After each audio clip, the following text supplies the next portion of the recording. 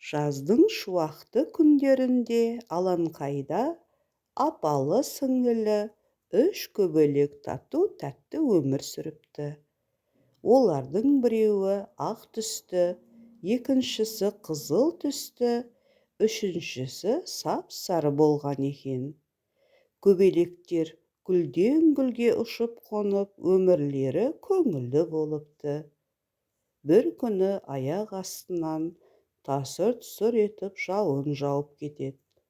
Көбелектердің қанаттары дымқылданып, әбден су болып, қайда тығыларын білмей дау болады. Ал нөсер жауын тоқтар емес. Малмандай су болған көбелектер паналайтын жер іздеп лала гүліне келеді. Лала гүлі, бізді жауыннан құтқаршы деп өтінді көбелектер. Лала гүлі оларға жарайды. Ақ көбелектің түсі маған ұқсайды екен. Мені саяласын, ал қызыл-сары көбелек басқа жерге барып паналасын дейді. Мұны естіген ақ көбелек ренжіп, менің апаларым су болып жатқанда, сенің саяңда жайбырақат қалай отырам? Оларды паналатпасаң, мен де отырмаймын деп бірге ұшып кетеді. Үш көбелек ұшып келеді.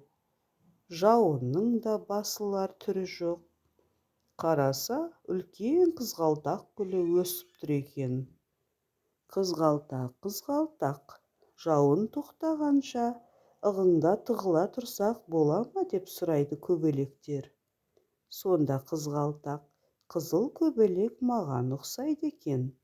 Соны алайын қалқама, ал ақ көбелек, сары көбелек басқа орын іздесін дейді. Бұған ренжіген қызыл көбелек, сен менің апаларыма көмектеспесең, тоңсақ та бірге тоңайық деп ұшып кетеді. Олар ұшып келе жатқанда, алдарынан өсіп тұрған үлкен сарғалдақ гүлін көреді. Оның жанына барып, о, тамаша сарғалдақ, жауын тоқтағанша сені ықтай тұрайық деп өтініш жасады. Жарайды, өзім түстес сары көбелекті жауыннан қорғай тұрайын. Басқаларың өзге жер іздеңдер деп жауап қайтарды. Жоқ, сен менің апаларыма көмек бере алмасаң, мен де сені паналай алмаймын. Одан да су болғанымыз артық деп ұшып кетеді. Көбелектердің бұл сөздерін бұлыттың әр жағында тығылып тұрған күн естіп қалып, көбелектердің татулығына қатты қуанады. Оларға көмектесуге шешім қабылдап, бұлыттарды ыдыратып, аспанға жарқырап шыға келеді. Жылы шуағымен көбелектердің су болған қанаттарын кептіріп, алтындай сәулесімен арқаларын сипайды.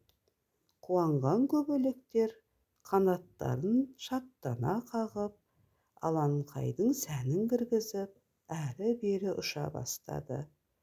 Бірақ бұдан кейін көбелектер лала гүліне, қызғалдақ гүліне, сарғалдақ гүліне қонбайтын болды.